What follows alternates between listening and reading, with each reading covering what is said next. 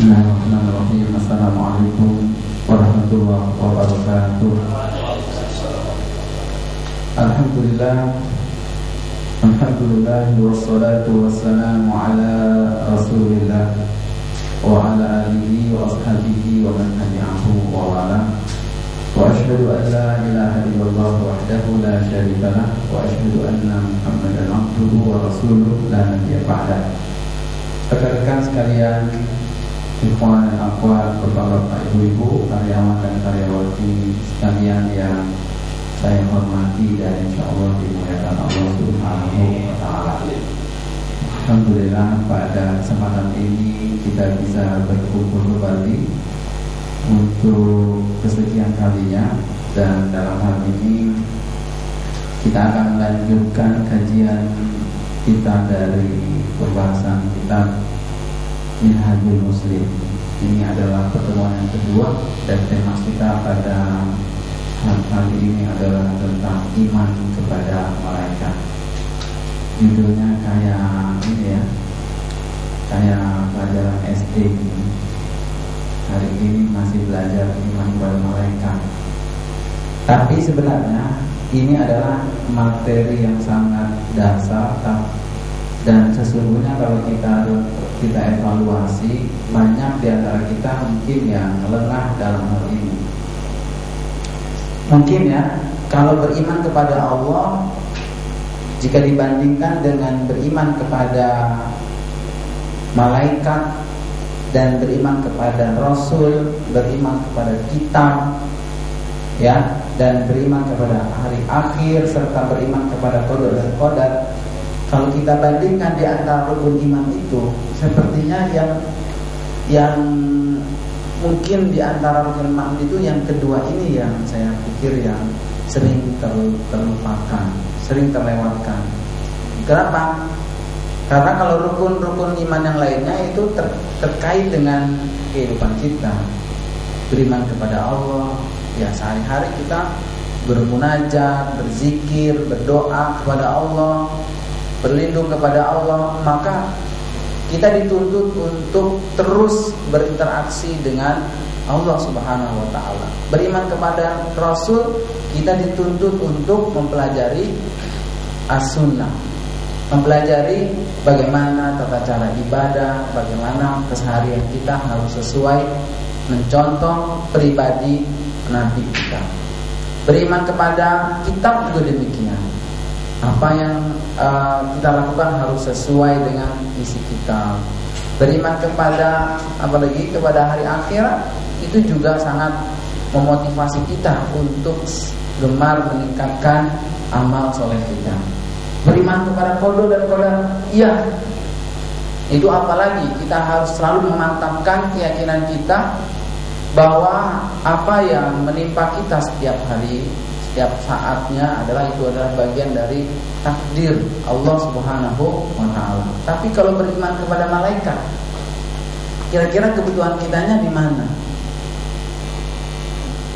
Kalau seandainya nih Bapak Ibu sekalian, umpama kita tidak kenal dengan malaikat, umpama ya, kita tidak beriman, tidak memperbaiki iman kita kepada malaikat, kira-kira secara substansi itu akan secara teknis, secara substansi itu akan mempengaruhi amal kita enggak? Umpamanya kita tidak kenal malaikat, kita tetap sholat enggak? Tetap sholat. Tata caranya bisa enggak kita mengenal sholat itu tanpa mengenal malaikat? Bisa. Nah, ini yang saya maksud bahwa beriman kepada rukun iman yang kedua ini kepada malaikat ini sepele, tapi seringkali ini karena mungkin tidak terkait langsung dengan kehidupan kita sehari-hari, akhirnya banyak yang melalaikannya. Padahal beriman kepada malaikat ini adalah bagian yang terpenting, dan salah satu kenapa penting, karena Allah Subhanahu wa taala meletakkan iman kepada malaikat ini menjadi urutannya yang kedua dong. Iman kepada Allah, iman kepada malaikat. Ini belum fokus kayaknya. Minum dulu deh.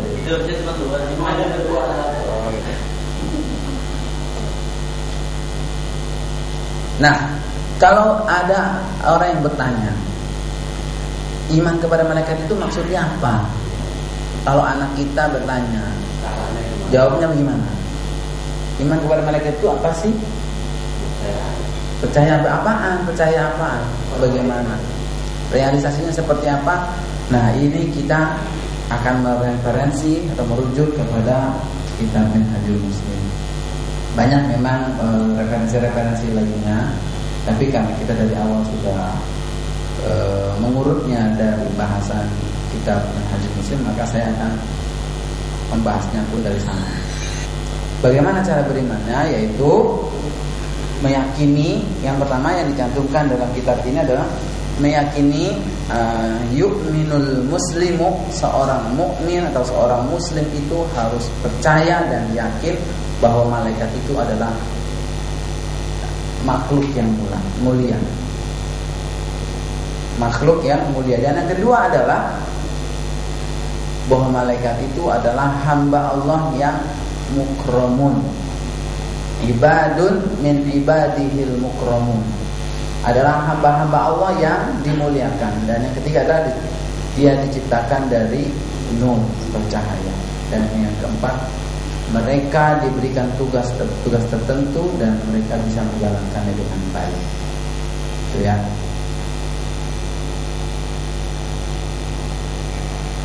Baik.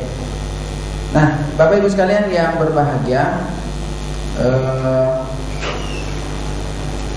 dari poin besar beriman kepada malaikat ini, kita saksikan banyak atau ada orang-orang yang menyalahi atau tidak tepat atau keliru dalam mengaplikasikan keimanan mereka terhadap malaikat.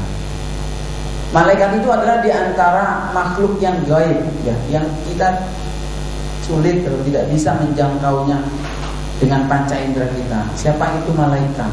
Sehingga pada poin yang pertama ini ada orang yang menyalahgunakannya, menganggap bahwa malaikat itu mungkin dianggapnya sebagai Tuhan. Mungkin tercampur antara makna malaikat ini dengan makna dewa, gitu ya. Ada malaikat yang ditugaskan oleh Allah menjaga gunung, ada malaikat yang di langit. Tapi kelompok-kelompok tertentu menganggapnya mereka itu justru adalah dewa. Ada yang mengatur hujan, ada dewa hujan, dan seterusnya dan seterusnya. Ini adalah diantara bentuk penyimpangan atau kekeliruan dalam memahami atau meyakini iman kepada malaikat. Ada yang menganggapnya, yang poin kedua, malah dianggapnya malaikat itu Tuhan. Yaitu ada yang mengatakan Trinitas itu ya. Ada Tuhan Bapa, ada Tuhan Ibu, ada Tuhan Anak. Nah, Tuhan Bapa itu Allah, Tuhan Anak itu Isa, dan Tuhan Ibunya. Nah, dia ada yang mengatakan Bunda Maria itu ya, Tuhan Ibunya. Tapi ada juga yang menyatakan bahwa di dalam surat Ali Imran dikatakan wala tattakhidhu, dan janganlah kamu menjadikan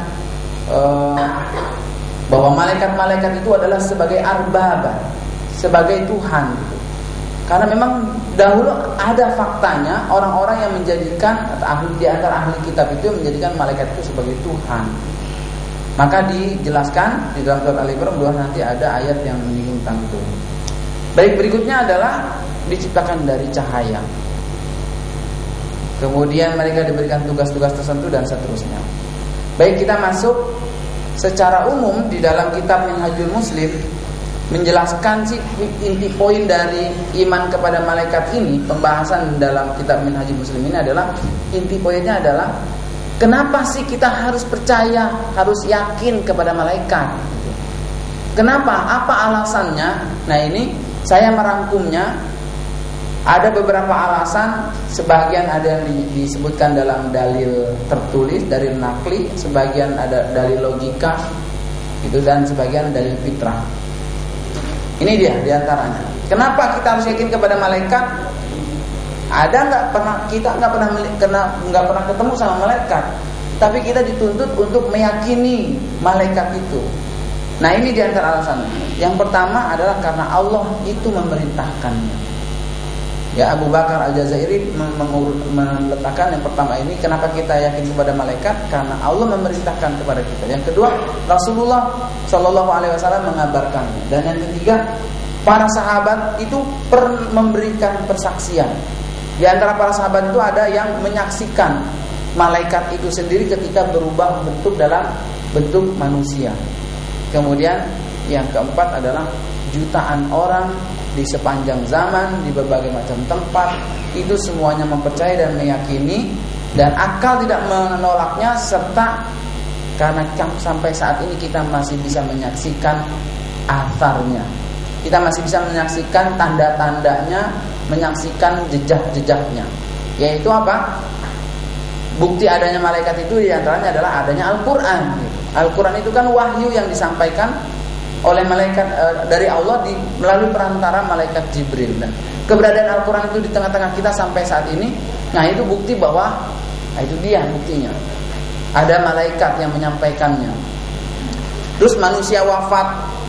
Sampai sekarang kenapa manusia itu wafat? Tahu-tahu, nah itu ada malaikat yang bertugas mencabutnya. Dan kenapa kita dijaga dari jin? Kenapa dijaga dari syaitan? Itu salah satunya adalah Allah Subhanahu wa taala menugaskan para malaikat-malaikatnya untuk menjaga manusia. Nah, ini sebenarnya kalau kita buka kitab Minhajul Muslim, ini selesai.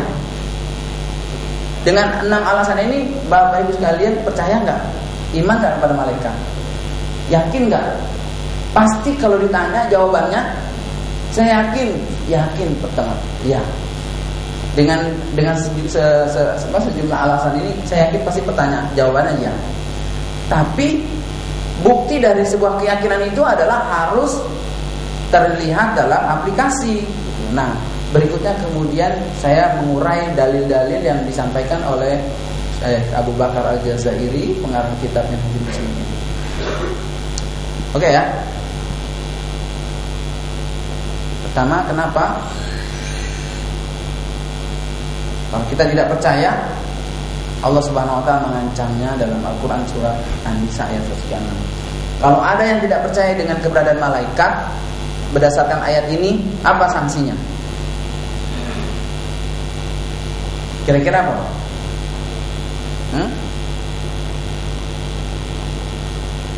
Itu jelas banget disebutnya. Sesat. Orang yang tidak percaya kepada malaikat itu dicap sebagai orang yang sesat. Artinya, ya dia tersesat. Dia tidak bisa menggunakan akalnya, kecerdasannya untuk memahami tanda-tanda keberadaan malaikat. Ya, Allah mengatakan faqad dhalla dhalalan ba'ida. Ini ancamannya. Yang kedua, Allah mengancam lebih keras lagi bagi orang yang tidak percaya kepada malaikat, tentang keberadaan malaikat. Apa di sini ancamannya? Man kana aduwwan lillahi wa malaikatihi wa rusulihi wa jibril wa mikala fa innallaha aduwwun lil kafirin. Berdasarkan ayat ini, orang yang tidak mempercayai keberadaan malaikat atau bahkan memusuhinya, itu Allah Subhanahu wa taala mengatakan fa innallaha aduwwal lil kafirin. Allah cap orang itu bukan cuma sekedar kafir, tapi juga akan menjadi musuh Allah Subhanahu wa taala. Saya yakin bab percayanya ini mungkin sudah cukup mantap ya, karena dari SD, dari TK ini kita sudah diajarkan tentang percaya kepada malaikat. Kalau ditanya berapa jumlah malaikat? Berapa?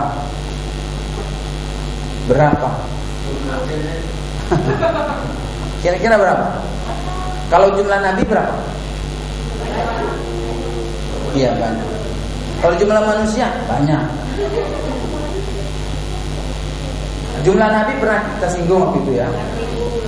Jumlah nabi 6.000. Masa 6.000? 124.000. Tersebut ada bilangannya dalam sebuah riwayat, jumlah mereka itu 124.000. Nah, kalau malaikat pernah nggak dengar jumlahnya berapa? Yang wajib diimani 10, yang lain nggak wajib diimani. Yang wajib diimani hanya 10 atau yang lain wajib diimani juga? Yang 20, banyak yang mengatakan Nabi yang wajib diimani 25 lah. Yang lain mah nggak boleh diimani, nggak wajib diimani juga. Malaikat juga demikian. Cuma berapa jumlahnya? Nah, ini tidak disebut, tidak ada yang mengisyaratkan berapa banyaknya. Karena saking banyaknya, ada yang mengatakan riwayat mereka itu lebih banyak daripada jumlah kerikil yang ada di bumi. Berapa? Udah yang hitungin? Mereka itu lebih banyak daripada curah hujan yang turun membasahi bumi. Jadi jumlahnya sangat banyak sekali. Nah, oleh sebab itu kata-kata malaikat ini seringkali juga kita akhirnya salah kaprah menyebutnya. Malaikat itu ketika kita menyebut malaikat yang ada di kepala kita berapa? Nah, awas ada malaikat. Seringkali orang menyebut malaikat itu jumlahnya 1, gitu ya. Itu malaikat datang. Padahal secara bahasa malaikat itu adalah bentuknya jamak.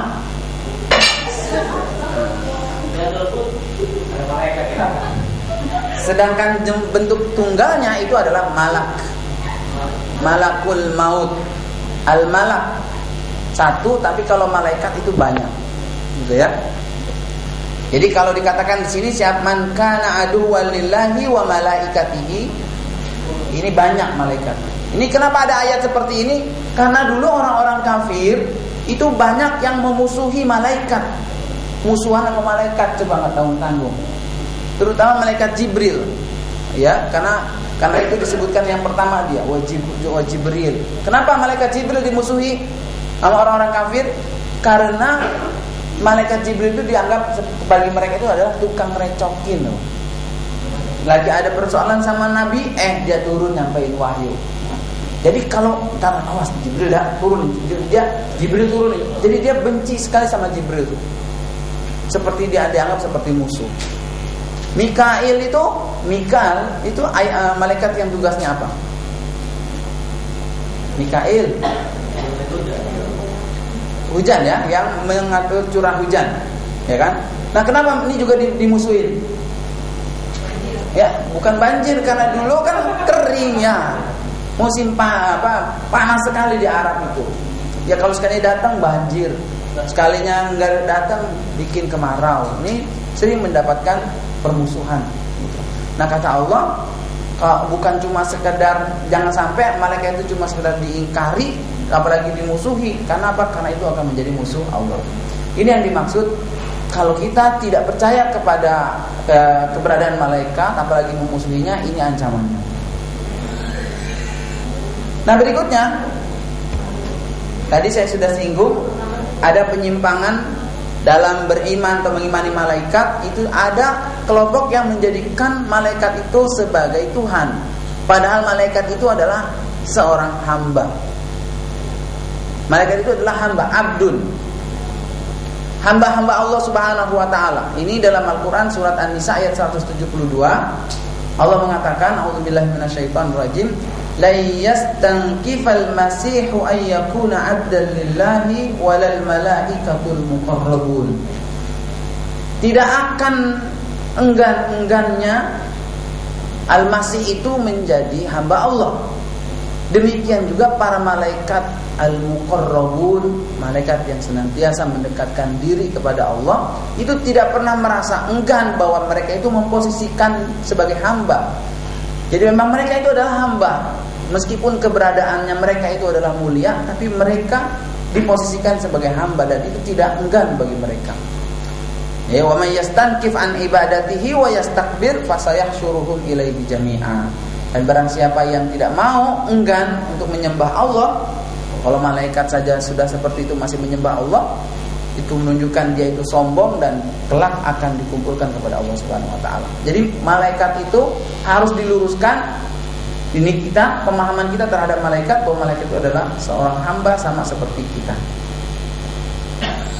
Nah, berikutnya banyak sekali tugas-tugas para malaikat. Kita akan mengenalinya dari ayat-ayat yang menjelaskan tentang hal ini. Yang pertama, ini barangkali untuk memberikan sekilas tentang kekuatan dan kehebatan malaikat di antara tugas-tugasnya. Jadi di sini ayat-ayat yang saya cantumkan di sini adalah ayat-ayat yang ada di kitab Minhajul Muslim terlebih dahulu ya Bapak Ibu. Saya belum mereferensi dari kitab-kitab yang lain. Mungkin nanti bagian akhir saja saya akan tambah-tambahan sedikit. Baik ya. Ini beliau menekankan, penulis kitab Minhajul Muslim ini, di antara kemampuan malaikat dan tugasnya adalah ada malaikat yang tugasnya itu adalah mengangkat arasy Allah Subhanahu wa taala. Ada berapa? Di sini disebutkan ada 8. Yauma idzin tsamaniyah. Malaikat-malaikat berada di penjuru-penjuru langit, ala arjaiha, dan pada hari itu 8 orang malaikat menjunjung aras Tuhan. Jadi aras itu, tahu aras? Aras Allah itu apa yang dimaksud dengan aras? Singgasananya Allah Subhanahu wa taala, di mana Allah berada itu dia di arasnya. Singgasana Allah Subhanahu wa taala itu diangkat oleh malaikat berdasarkan ini oleh jumlahnya 8 malaikat. Dan kita tahu banyak ayat yang menjelaskan tentang bagaimana keagungan arasy Allah Subhanahu wa taala. Itu ada sebuah hadis yang menjelaskan ada Allah kursiyuhus samawati wal ardo. Allah itu punya kursi. Selain ada aras, ada juga kursi, dan kursinya saja itu kalau dibandingkan seperti alat tasbih, tahu alat tasbih? Tasbih ya, itu yang dilempar di tanah lapang yang sangat luas, dan tasbih itu adalah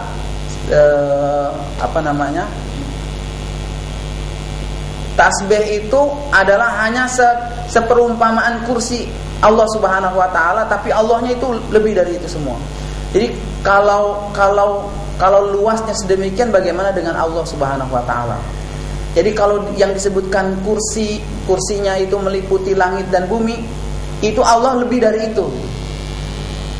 Nah, itu saya baca keterangannya di dalam kitab Riyadhus Shalihin. Silakan nanti bisa dirujuk, cuma saya tidak cantumkan ini di sini di halaman berapa.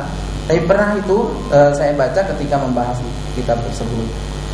Kemudian pernah juga kita membaca atau kita pernah mendengar bagaimana ketika malaikat itu punya punya sayap, dan sayapnya itu kalau dikasih tahu saja satu helainya saja itu bisa menutupi bumi gitu.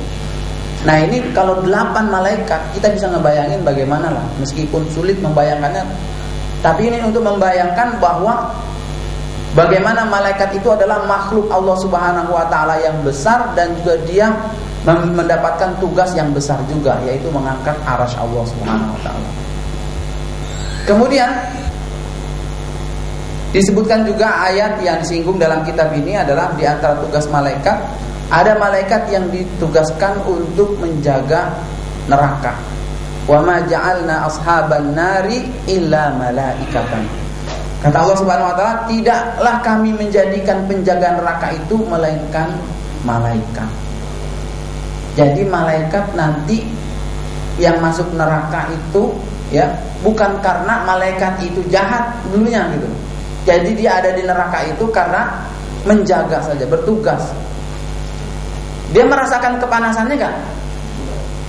Tidak, karena dia berada di situ bukan karena sedang disiksa oleh Allah Subhanahu wa taala. Begitu ya. Dan begini juga hanya dalil aja, penguatan saja ya. Di antara tugas malaikat berikutnya adalah menjaga surga. Nah, ini dalilnya. Itu jannatu adnin, yaitu surga Aden, yadkhulunaha, yang mereka akan memasuki surga itu, waman sholaha min abaihim, dan juga bapak-bapak mereka yang soleh itu ikut masuk ke dalam surga tersebut. Wa azwajihim, dan pasangan-pasangan mereka juga akan masuk ke dalam surga. Wa dzurriyyatihim, dan juga anak cucu mereka akan masuk. Jadi ini dalil yang menjelaskan bahwa nanti seseorang itu akan masuk ke dalam surga, akan dikumpulkan bersama keluarganya, sama bapaknya, sama istri-istrinya, dan sama anak keturunan. Jadi kumpul lagi. Kalau keluarga itu adalah termasuk keluarga yang soleh. Jadi Bapak Ibu sekalian yang berbahagia, nanti jangan protes. Jangan protes umpamanya, masa di dunia saya sama dia, masa di surga sama dia lagi gitu. Itu menunjukkan bahwa mungkin itu sudah, kalau dari dunianya udah ngancem, ya Allah, saya empet banget sama pasangan saya gitu. Dan saya kalau masuk surga nggak mau sama dia gitu. Nah itu udah menunjukkan bahwa orang itu sudah terkotori hatinya, dan mungkin bisa juga akan tidak termasuk salah satu golongan yang tidak akan masuk surga.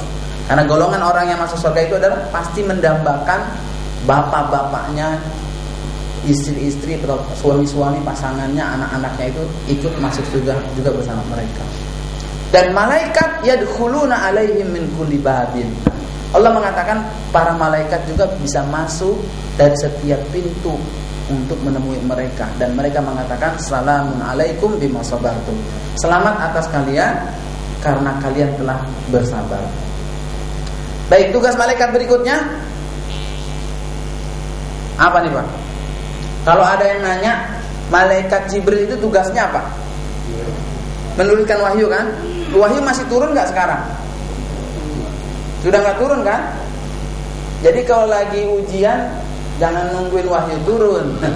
Kalau udah nggak bisa ya udah aja nggak bisa, nggak bakalan turun malaikat. Malaikat yang menurunkan wahyu itu adalah malaikat Jibril. Dan sekarang Nabi Muhammad sudah meninggal. Kira-kira malaikat Jibril sekarang lagi ngapain? Makan gaji buta apa? Lagi istirahat.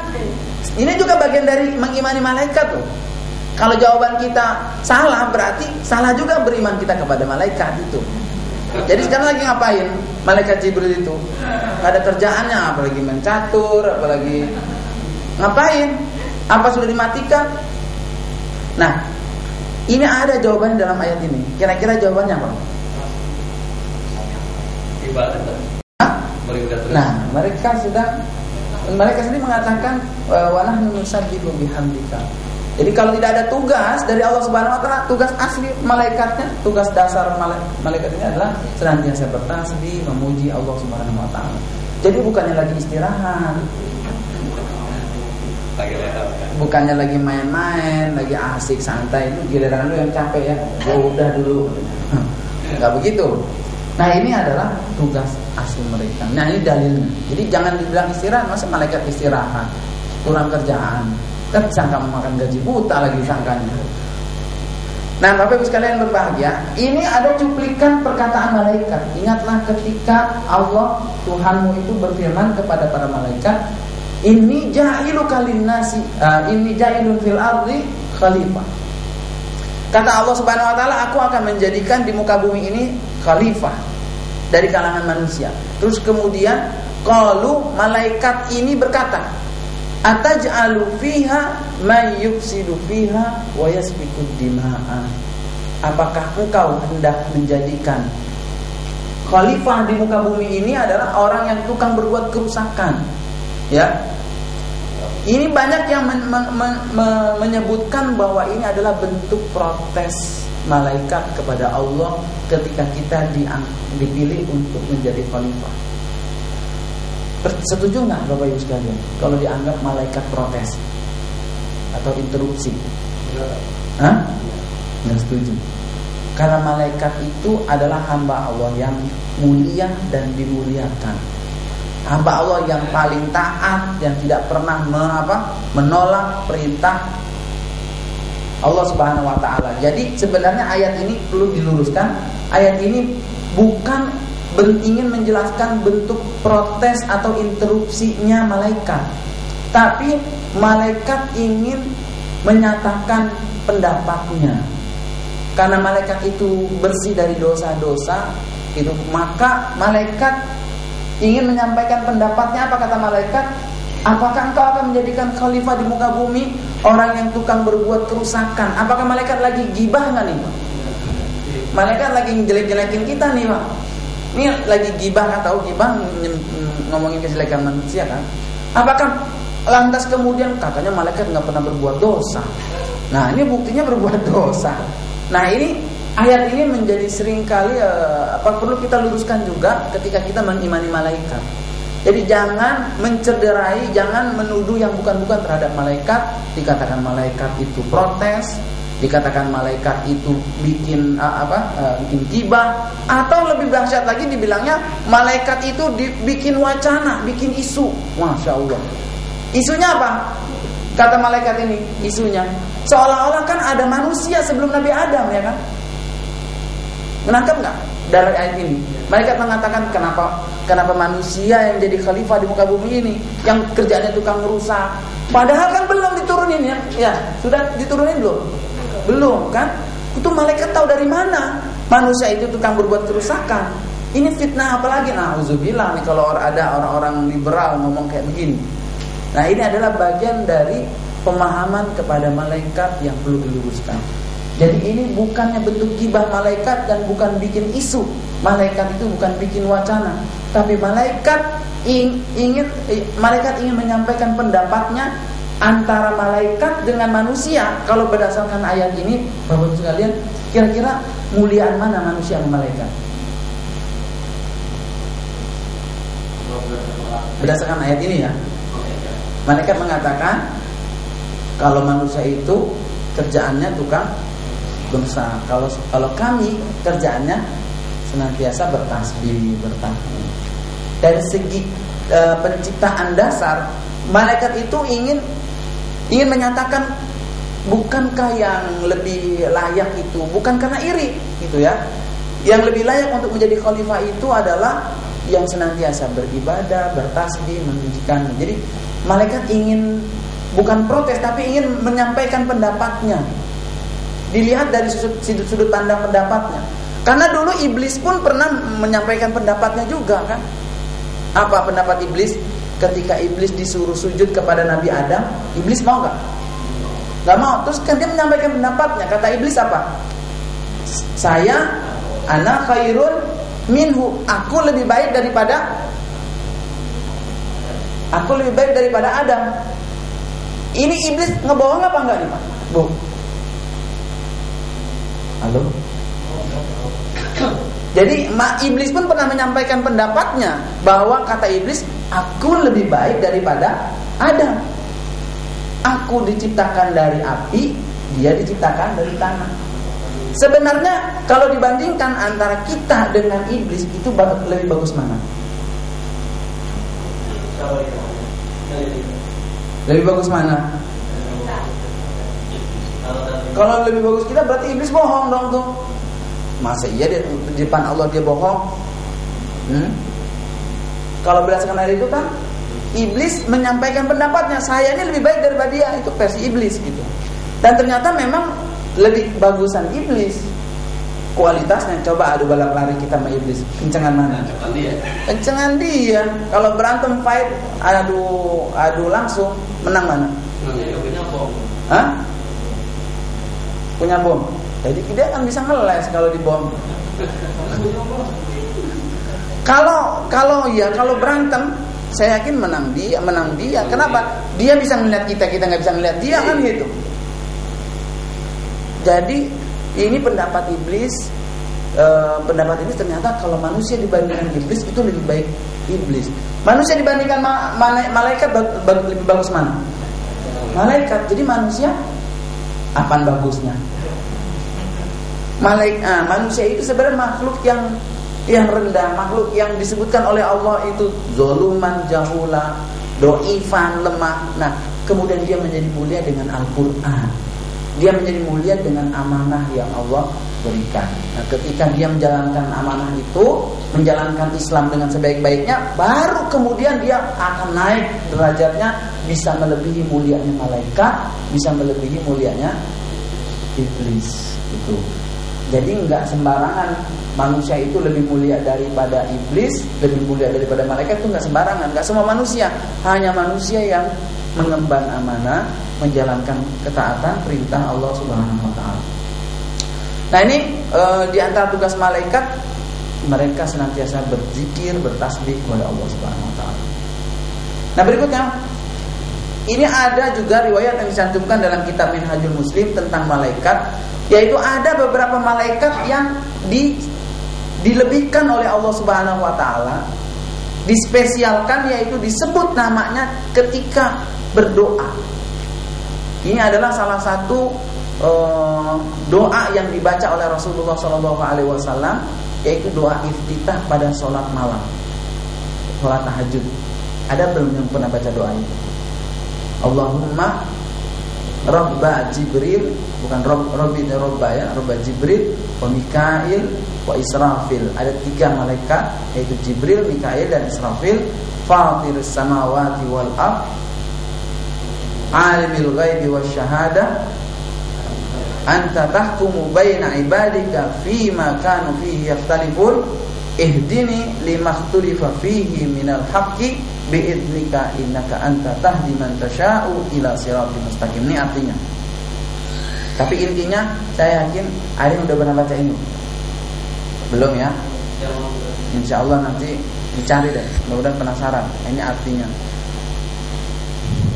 Artinya ini poin ini ingin menjelaskan, Syekh Abu Bakar Al-Jazairi ingin menjelaskan bahwa di antara malaikat itu ada yang memang bisa namanya itu disebutkan dalam doa-doa, yaitu Jibril, Mikail, dan Israfil. Baik, berikutnya adalah kenapa sih kita harus percaya, beriman dengan keberadaan malaikat? Ternyata tidak kosong dari hikmah. Banyak sekali hikmah yang bisa kita gali. Di antaranya adalah ini. Hadis dari sahabat Abu Dzar, Rasulullah SAW bersabda, sesungguhnya aku melihat yang tidak kalian lihat. Ini ara ma la taraun wa asma'u ma la tasma'un. Aku mendengar apa yang tidak kamu dengar. Jadi pemahaman kita terhadap malaikat dengan pemahaman Rasulullah SAW kepada malaikat tidak sama. Lalu kemudian apa kata Rasulullah SAW? Kalau seandainya aku ini melihat, kamu tidak melihat, gitu. Kalau seandainya kamu bisa melihat seperti apa yang aku lihat, kata Rasulullah SAW apa? Tidaklah di sana ada tempat untuk 4 jari, melainkan ada malaikat yang meletakkan dahinya seraya bersujud kepada Allah. Apa maksudnya? 4 jari ini maksudnya adalah tidak ada satu tempat pun yang kosong, gitu ya, melainkan di situ ada malaikat yang begitu taat kepada Allah Subhanahu wa taala, yang menempati tempat yang seluasnya 4 jari itu untuk meletakkan dahinya bersujud kepada Allah Subhanahu wa taala. Ini lanjutan hadisnya, panjang ya. Dan andai kalian mengetahui yang aku ketahui, kata Rasul, niscaya kalian akan sedikit tertawa dan sering menangis. Artinya apa? Rasulullah SAW mengetahui tentang malaikat itu lebih banyak, gitu. Dan kenapa kemudian malaikat itu tidak diperlihatkan kepada kita? Berdasarkan hadis ini, hikmahnya apa? Mau nggak kira-kira kalau Allah perlihatkan malaikat kepada kita, Bu? Pak, mau nggak? Halo? Kalau ditawarin, mau nggak dikasih tahu malaikat itu dinampakin depan kita? Kenapa? Nah, ya itu dia. Karena jadi kemudian akan menghilangkan keindahan hidup dalam menikmati dunia. Tapi Allah menjadikan malaikat itu tidak bisa kita lihat, itu sebagai ujian. Allah hendaki bahwa dengan kita tidak melihat malaikat itu kita bisa dengan iman kita itu seolah-olah kita bisa melihat mereka, lalu kemudian kita bisa menempatkan diri untuk menangis dan mensedikitkan tertawa. Kalau dibandingin Pak, seumur hidup kita atau 1 hari, antara tertawa sama nangis itu banyakan mana? Banyakan ketawa ya. Berarti kita orang senang semua kan gitu. Benar kan? Kita orang senang semua. Nah, ini hikmahnya Pak. Bahwa orang yang beriman kepada malaikat semestinya dia bisa mengatur bagaimana tertawa dan bagaimana menangisnya. Sedikit lagi, di antara hikmahnya adalah ada hadis lagi yang dicantumkan dalam kitab Minhajul Muslim ini terkait beriman kepada malaikat, yaitu Rasulullah SAW pernah menceritakan pada setiap hari Jumat itu ada di setiap pintu-pintu masjid itu ada malaikat yang tugasnya mencatat, datang lebih awal dicatat duluan. Jamaah yang datang lebih awal al-awalu fal awal dicatat terus. Nah, ketika khatib itu sudah duduk di atas mimbar, sudah mengucapkan salam terus duduk, sudah ditutup catatannya. Itu ya. Hikmahnya apa Pak? Ketika disampaikan bahwa ada malaikat yang tugasnya seperti ini, tugasnya seperti ini, hikmahnya tentunya adalah harus mempengaruhi amal kita gitu. Yaitu dengan adanya malaikat yang bertugas di pintu masjid ini, lalu kemudian kita akan datang ke masjid hari Jumat itu lebih awal. Kalau datang udah mau qomat, berarti menunjukkan bahwa dia tidak percaya dengan malaikat yang bertugas itu. Oke ya? Jangan iseng-iseng nanya, nih gimana kalau pintunya ditutup, malaikatnya dirinya sebelah mana katanya. Itu mukmin aja. Tugasnya bukan keberadaannya, tapi tugasnya mencatat orang yang masuk duluan. Baik, di antara hikmah berikutnya adalah Rasulullah SAW juga pernah menyatakan ada malaikat yang bertugas malam dan bertugas siang. Jadi sip beneran, bukan sip-sipan ya. Jadi sip malam dan sip siang.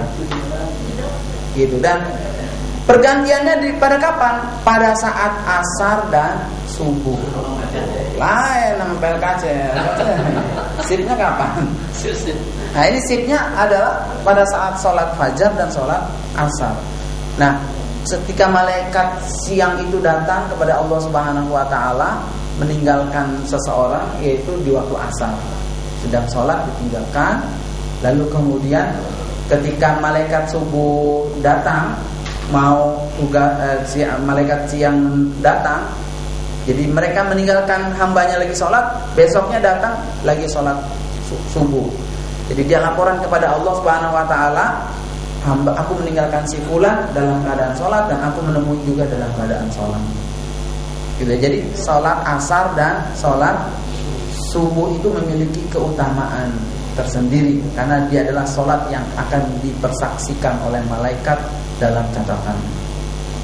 Ini asar masih di jalan, subuh kesiangan. Jadi catatannya bolong terus di malaikat. Ya. Nah, hikmahnya itu tadi, menyemangati kita dalam beramal, beriman kepada malaikat itu. Jadi lanjutannya. Itu hadisnya sahih riwayat Imam Bukhari. Kemudian, nah itu tadi ya. Itu sampai di situ saja. Dari kitab Minhajul Muslim ini sampai di sini. Dalil-dalil yang dicantumkan, ayat dan hadis. Adapun ini sebagai penambah saja. Saya tambahkan ada malaikat yang tugasnya mencatat. Gitu ya. Ini dalam Al-Qur'an. Am yahsabuna anna la nasma'u sirrahum wa najwahum bala wa rusuluna ladaihim yaktubun. Banyak ayat yang menjelaskan tentang hal ini. Ma yalfidhu min qaulin illa ladaihi raqibun atid. Dalam surat Qaf disebutkan seperti itu. Maka kalau ada yang mencatat, maka secara logika adalah seseorang harus hati-hati terhadap apa yang dia lakukan karena semuanya dicatat oleh Allah Subhanahu wa taala. Nah, bagaimana wujud malaikat sudah tahu? Ini surat Fatir menyebutkan tentang gambaran malaikat. Allah sendiri yang menjelaskannya, bukan berarti boleh untuk digambarkan ya dalam foto, dalam lukisan, tidak boleh. Itu malaikat dijelaskan uli ajnihatin, dia itu punya sayap. Ada yang 2, ada yang 3, ada yang 4. Jadi dia punya sayap. Dan bentuknya seperti apa? Apakah seperti burung atau seperti yang ada di lukisan-lukisan itu yang pernah kita lihat? Itu tidak bisa kita pastikan. Dan yang terakhir malaikat pencabut nyawa ya. Berapa orang malaikat pencabut nyawa? Ya, berapa malaikat? Satu atau banyak? Coba kita lihat berdasarkan ayat ini ya. Innal allazina tatawaffahumul malaikatu thayyibin. Thayyibin itu kalau dalam bahasa Arab itu tunggal atau banyak? Banyak. Yaqulun banyak atau tunggal? Jama'. Berarti malaikat pencabut nyawa satu atau banyak? Hah? Yang bilang satu tadi dari mana? Nah, ini juga perlu kita luruskan kembali. Jadi kalau saya pernah baca dalam salah satu referensi, malaikat itu dibagi menjadi dua. Ada malaikat yang tugasnya sendiri-sendiri, individual, ada yang tugasnya kelompok, kolektif. Nah, malaikat yang tugasnya sendiri itu diantaranya adalah malaikat Jibril. Dia tugasnya spesial, menyampaikan wahyu sendiri. Tapi malaikat pencabut nyawa itu termasuk malaikat yang bertugas secara kolektif. Jadi banyak yang bertugas. Jadi ada yang nyabutin, terus kemudian dioper kepada malaikat berikutnya, nanti yang bawa lagi kemudian kepada Allah Subhanahu Wa Taala itu adalah lain lagi malaikat. Jadi bukan malaikat Jibril nyabut laporan. Nanti kalau umpamanya meninggalnya bareng-bareng, bagaimana tuh? Kan bingung. Umpamanya bahaya banjir tsunami waktu itu ribuan, gimana? Apa nggak repot malaikatnya? Bukan urusan kita gitu ya. Tapi yang jelas adalah bahwa malaikat pencabut nyawa itu bukan sendiri, tapi dia adalah kerja tim gitu. Maaf, yang terakhir ini adalah ada malaikat yang tugasnya membisikkan kita, memberikan hiburan kepada kita. Yang terakhir ya. Nah, efeknya apa? Ketika kita meyakini bahwa ada malaikat yang ditugaskan oleh Allah untuk mendampingi orang-orang yang beriman. Untuk apa? Untuk membisikkan, jangan kamu takut, jangan kamu sedih. Gitu ya. Efeknya apa? Maka orang yang beriman kepada malaikat menghadapi kehidupan ini, mungkin kalau saya membahasakan jangan takut, jangan sedih di sini adalah jangan galau gitu ya. Gitu ya. Jadi jangan takut, jangan sedih. Dan orang yang galau kan begitu. Nah, jangan kamu takut, jangan kamu sedih. Ini kenapa? Karena ada malaikat yang mendampingi kita, senantiasa membisikkan. Berapa orang yang akan mendampingi kita? Nah, ini dia. Tatanazzalu alaihimul malaika. Akan turun kepada mereka para malaikat. Ini dalam jumlah yang banyak. Pertama, malaikatnya ini bentuknya bukan tunggal, ini bentuknya jamak. Yang kedua, ini kata-kata tatanazzalunya ini juga bentuk bukannya nazala, bukan yanzilu bahasa Arab yang digunakan, tapi tatanazzalu. Itu dalam bahasa Arab, tatanazzalu ini menunjukkan bahwa turunnya itu turun yang punya intensitas yang sangat banyak. Malaikat itu turun seperti turunnya curah hujan. Mau ngapain? Mau membisikkan kita itu saja. Jangan kamu takut, jangan kamu sedih, jangan galau. Wa absyiru bil jannah, dan bergembiralah dengan surga yang telah dijanjikan. Jadi itu diantara yang dicantumkan dalam kitab Minhajul Muslim tentang beriman kepada malaikat. Kita harus mengimani malaikat itu karena ini termasuk hal yang gaib. Maka mengimani kepada malaikat itu terikat dengan petunjuk ayat dan petunjuk hadis. Kalau tidak ada ayatnya, tidak ada hadisnya, berarti nanti disangka kita mengada-ngada. Ya, kita dituduh mengada-ngada, ngomong terhadap sesuatu yang gaib itu mengada-ngada ya, apa yang bukan sebenarnya. Nah, oleh sebab itu harus dilihat referensinya, yaitu Al-Quran dan As-Sunnah. Apa yang disebutkan dalam Al-Quran dan As-Sunnah wajib diimani, dan kemudian itu harus memberikan efek dalam kehidupan kita. Nah, itulah yang dimaksud dengan iman kepada malaikat. Terus boleh nggak Pak Ustadz nih? Ada yang nanya nih ayat ini kan ada malaikat nih turun kepada orang yang beriman untuk membisikin jangan takut, jangan sedih. Orang yang beriman berarti kan dia tidak takut, tidak sedih, tidak galau kalau dia sedang menghadapi persoalan. Boleh nggak kita curhat sama malaikat? Gitu. Pas lagi punya masalah, ini kayaknya tadi Pak Ustadz ngomongnya surat Fussilat ayat 30 ini ada malaikat di dekat sekeliling kita. Terus dia jadi kayak orang gila. Malaikat.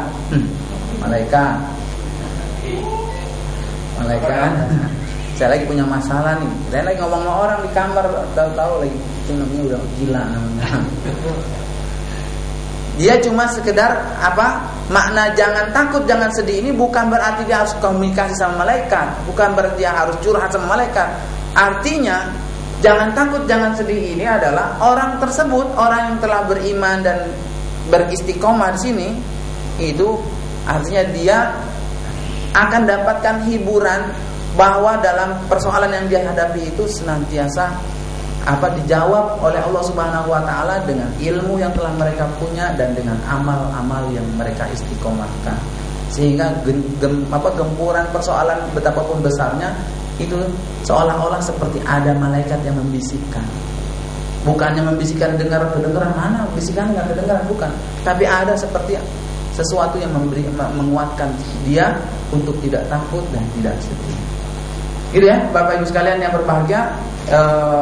Sekali lagi memang kita dari awal pembahasan kitab Minhajul Muslim ini mau tidak mau setiap babnya memang harus kita luruskan terlebih dahulu bahwa salah satu yang akan memperbaiki manhaj seorang muslim dalam menjalani kehidupannya adalah setelah dia benar imannya kepada Allah Subhanahu wa taala, juga benar imannya kepada malaikat. Sehingga ini perlu kita bahas meskipun terkesan adalah ini bab yang sudah pernah kita bahas dulu di sekolah SD, di TK dan lain sebagainya. Wallahu a'lam bishawab.